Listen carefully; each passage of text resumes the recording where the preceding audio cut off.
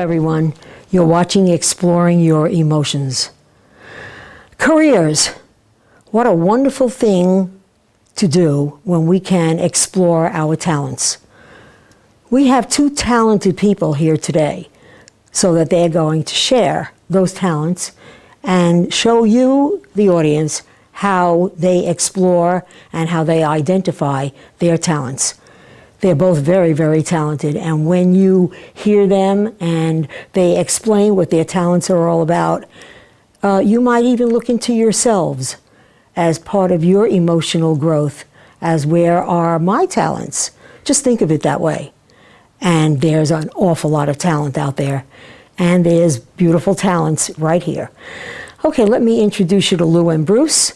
They are guitarists. They like Rodgers and Hart.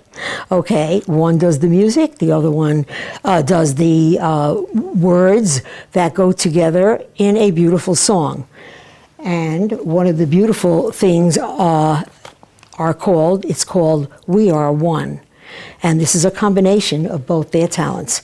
And I think that you'll enjoy listening to their situations, okay? Let me introduce Lou and Bruce. Guys? Hello. Good morning. Good morning. Hello. And what we're going to do now is find out, whoever wants to answer the question, how did you two get together? Anybody, whichever one of you wants to tell us. I think Bruce is more eloquent than I am, so I think I'll let him. Well, both Lou and I grew up in the inner city. Lou grew up in Queens and Richmond Hill. I grew up in Ridgewood. And we used to play at high school dancers, at battles of bands, that type of thing. And we used to jam out in Lou's basement in his home. And his mother was so gracious, never complained. We used to play the music, not on 10, on 11. Humble Pie and all those type of groups, right? And, you know, we used to play together in these, and compete against each other in these battle of the bands. And then it came to a point, we actually are alumni of Queensborough. Mm-hmm. And I had, Queensborough University, Community College. And I had gotten an offer to go on the road with a band, and I left the New York area. This was like when I was 19 and a half in 1974, and went on to play in big resorts for 8 years, living in a suitcase. And my friend Lou here went in a different direction, where he played in a kind of a heavy metal band, and I'll let him take that from here. He played with a group called Riot, and you can give us a little scenario about that, Lou. Yeah, well, again, Bruce actually, went one way, I went the other. Bruce was out there playing all these resorts and beautiful places, and I took the starving musician's way and tried to do something that was more original in that respect. But both musical directions were fine at the time, and we were young. So we got together, I think, what was it, about 3 or 4 years ago, and Bruce asked me, to record an album that he was doing. He had already done two CDs before that, and he goes, listen, I want to do another album with you. I'd like you to record it. And I said, fine, I have a recording studio, and I'm an engineer, and I produce and stuff like that. And I figured, let's put this together. So we did. And as we were doing the CD and doing the project, I started really getting into the material. And I said, Bruce, this is really great stuff. And Bruce said to me, well, why don't you collaborate with me, maybe throw a couple of songs of your own in there, and possibly, we could do something together. And I said, great. I said, I love the material. So I wrote a couple of songs, and I gave Bruce some music to one of the, which is the title song, and Bruce came back with the lyrics and the melody and stuff on it. And the incredible part was he was trying to get a hold of me, which is very funny. I was at an affair or something, and he's going to me, Lou, he goes, I wrote this song, and it was like, it's great, it's amazing. I'm saying, Bruce, I said, I couldn't really make heads and tails out of it because I was so involved. And he goes, but it's really, really good. I said, all right, Bruce, I'll talk to you later. And then he came into the studio, and I said, Bruce, this is fabulous. Wow. And the funny part about it was that I paid no mind to it, when he was first telling me, because of the distraction that I had, but it really came out very, very well, and I think it proves it on the CD. It came out very, very well. I think it could be a hit song like Michael Jackson's "We Are the World" type thing. That's right. This is "We Are One" type of thing. That's great. So, that's great. What made each of you choose the guitar? Look back. at when you were teenagers. What made you choose the guitar above other instruments that could have been something like Cole Porter with the piano and all of that? What made you choose that? Well, in my case, my mom, let her rest in peace, I miss her so much, but she used to love country music and Elvis Presley and, you know, all the Willie Nelson and all these. So when I was about 8, 9 years old, she bought me a guitar and sent me for guitar lessons. And I started playing, and, you know, then I kind of put it down for a little while, but then when I became a teenager, I guess about 13. You were a teenager? Yeah, at one time, yes. Yes, I was. I was born like this. That's a long time ago, right. And I guess I was about like 13, and I got into my first band. And we were a basement band. We were playing in the basement, playing the Beatles songs, and I used to be able to sing all the Doors and Rolling Stones songs and stuff, so it was a little different than the other guys.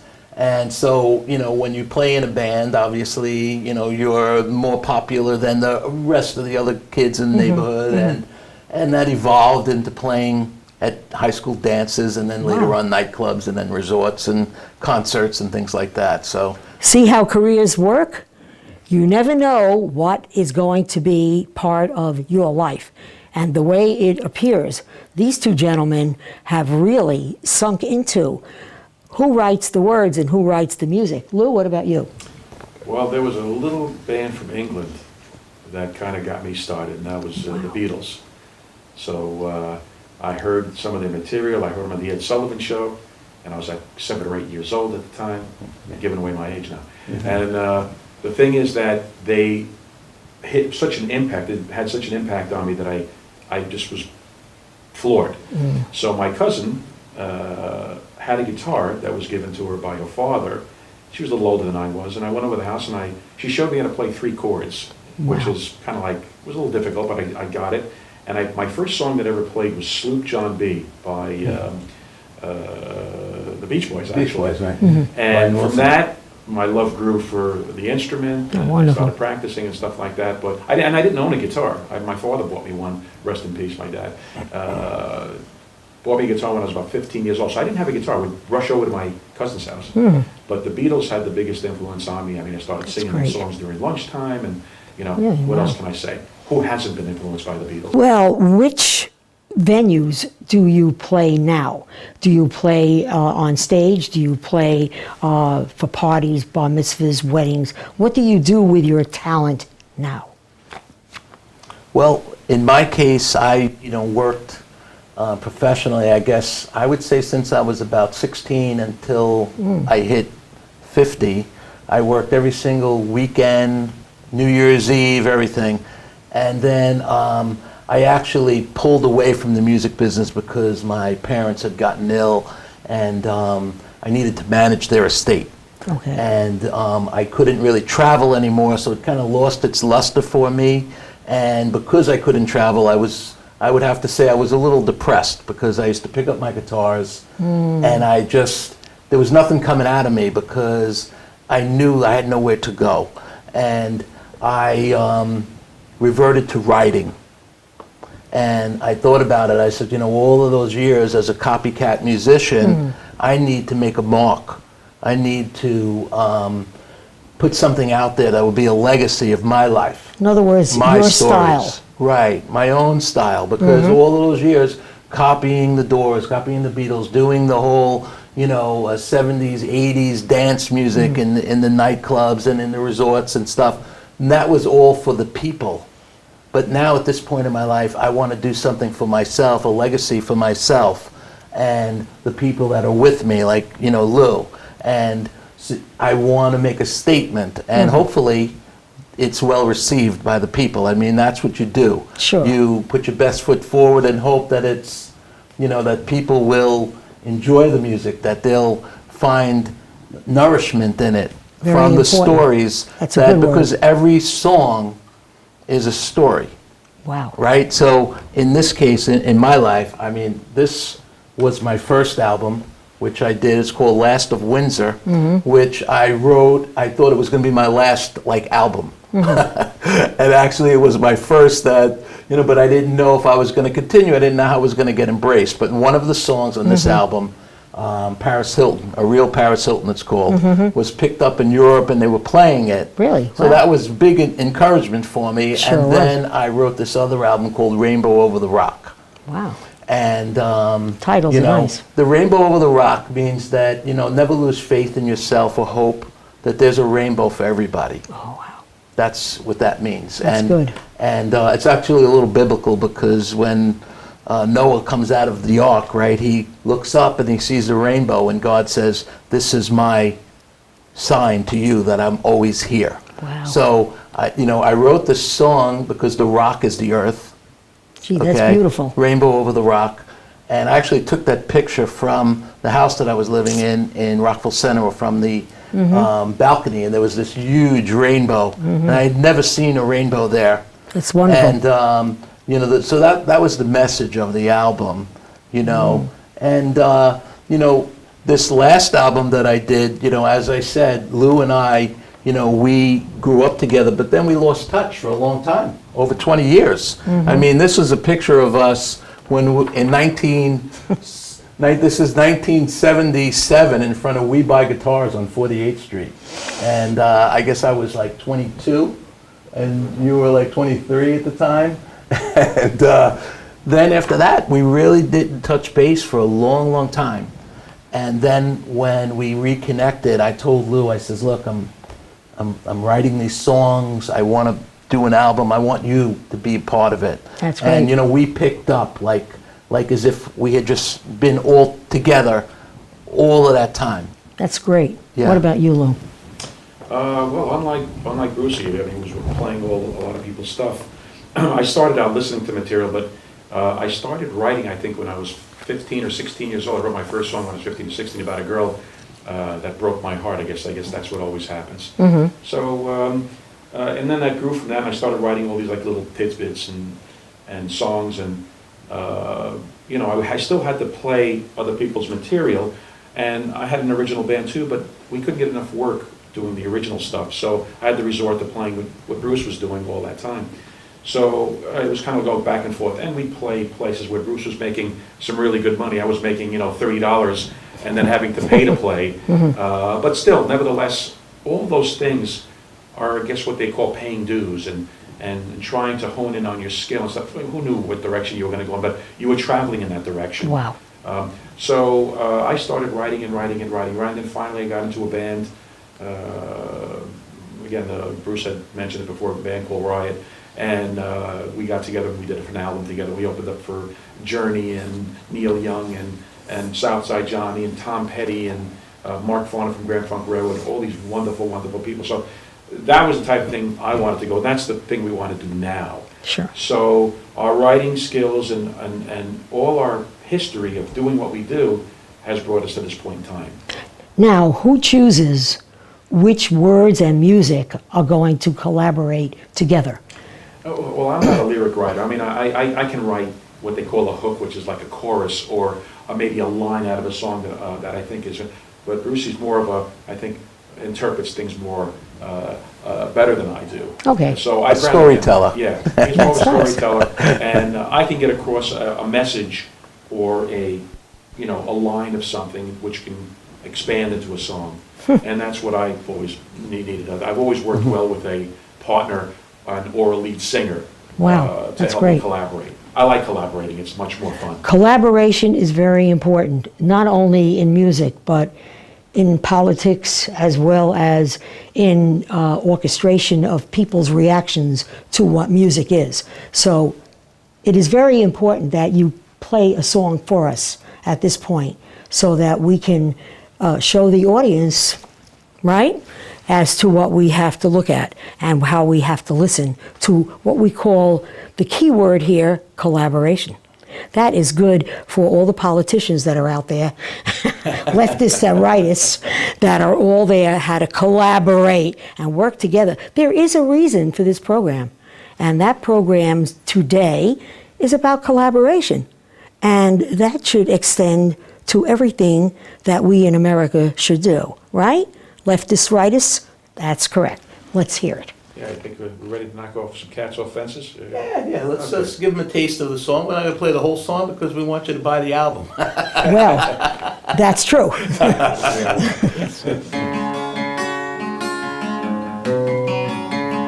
Wow. I'm loving it.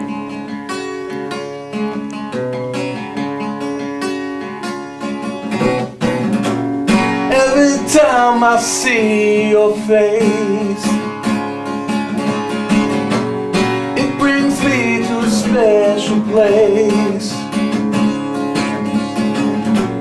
Back in the years when we were young and on our way, traveling down the winding road into the sun.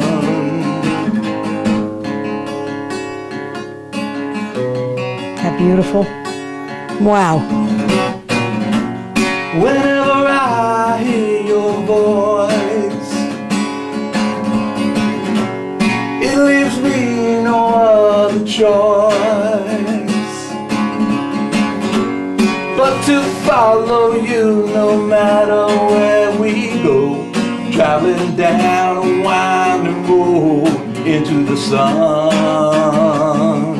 I need you, you need me, we are one.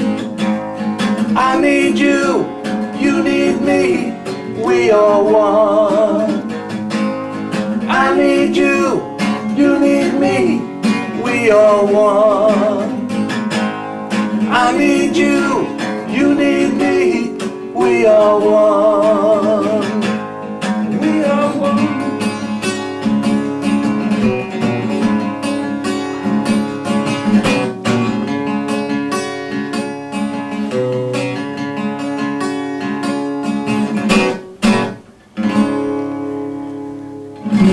Magnificent. What can we say? We are one. What a lesson. President Trump, are you listening? We are all one. And we are one. You can say that a lot about where we're in the world today. We are one. This is not just about somebody's face. It's about a political arena that we all need to understand. How about that? Wow, what a great song. Tell us more about what prompted you, either one of you, what prompted you to bring this out, because it is, it's magnificent.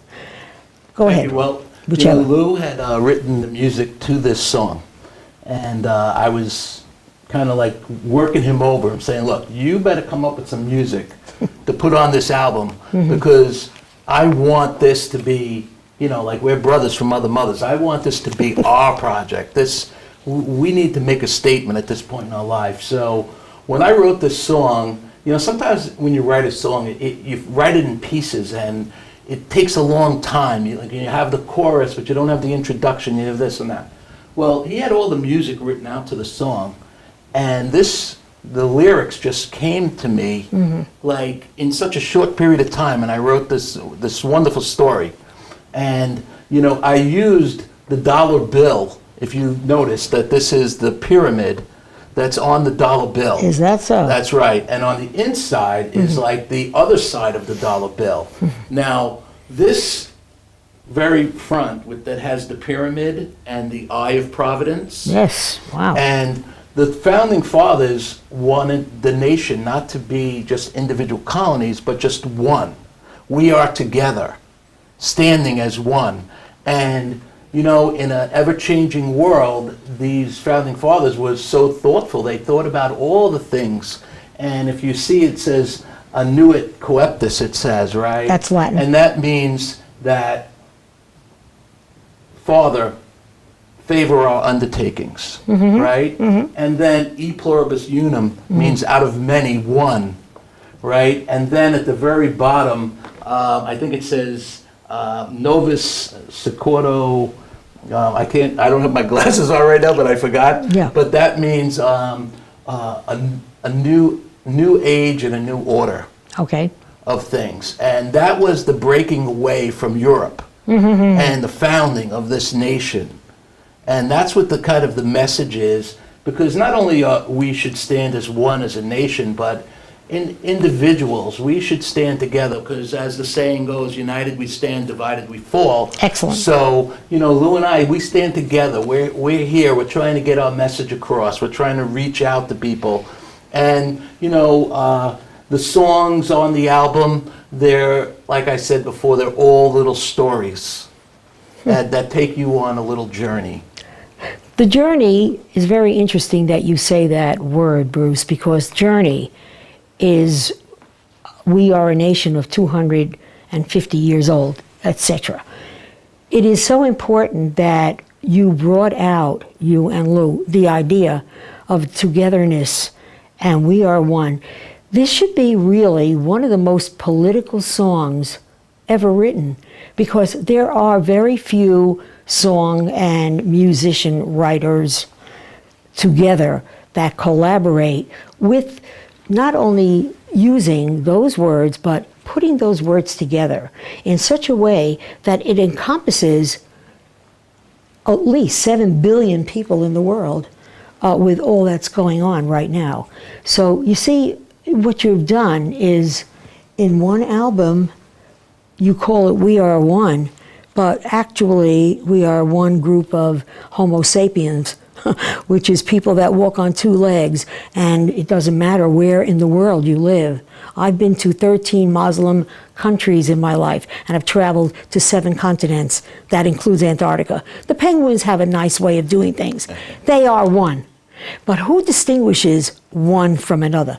Lou, this is wonderful. Can you play something without any music at all? That guitar sounds wonderful. I would love to, but I'd rather not. Oh, that's a disappointment. That's all right. You heard enough. My fingers are played out. I played last night. Anyway. So what type of work do you guys do? In case anybody should call you, weddings, bar mitzvahs, 60th anniversary parties and stuff like that. What do you think? Well, I think Bruce and I, we're basically, we don't really do that anymore, to be honest with you. Too bad. I mean, we can, and we have other people that we play with that we can do it with, but this is more of a journey to go into the the world and do the main concert act, stage. The main concert thing. stage, And that's, I think, what we're focusing on. Right. That's the most important thing. But the song "We Are One," which I have to write, which I didn't get a chance because Bruce was saying it's such a, deep meaning of what was going on here, of what he was writing. I think the important thing is that song, if you applied it in the right way, I think it would be just as powerful as like some of the things that, again, don't want to bring up Michael Jackson, but he did that. We are the world. I mean, this could be the same thing. And I think it'll be a great message. The important thing here is that if somebody listens to it and actually sees what it is and hears what it is, it can be very, very powerful. It is powerful. It is very powerful. We're going to do a video on this, and I had an idea, and I was collaborating with Bruce on this, where we would do a video where it would be involved, where there would be people involved, of course, other races and stuff, and children, and messages, and where people live, and who we are. We're all the same, when you break it all down. So we want to bring that out. And video is very, very popular, just like you're doing right now. Sure. Hopefully this will reach somebody enough where...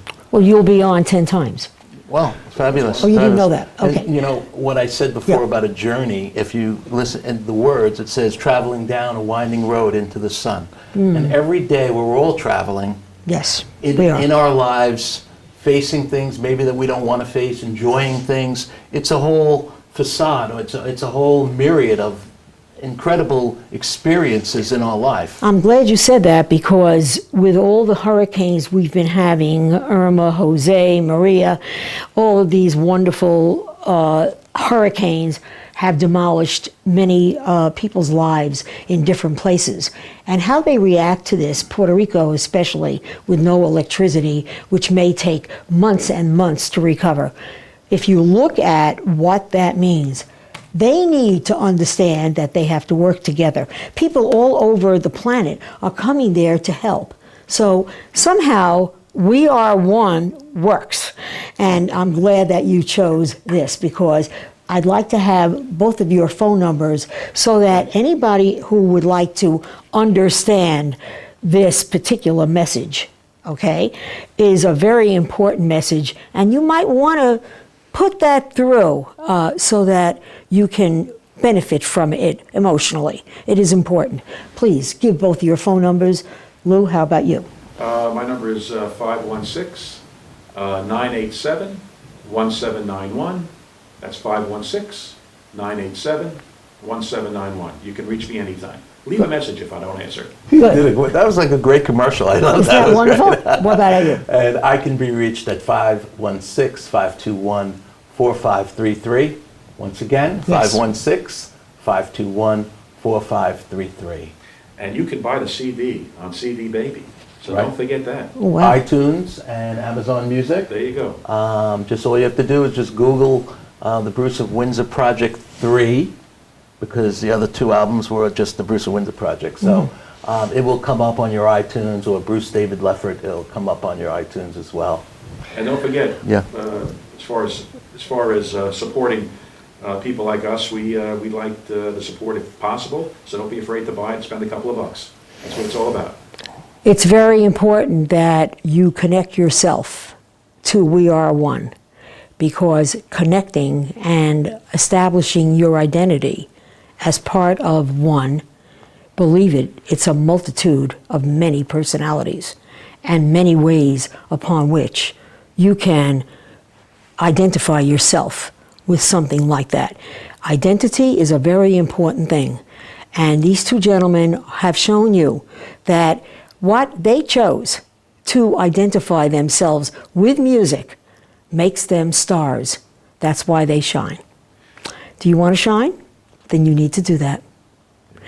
Thank you very much for watching, and understand shining is important when you are part of one. Bye now.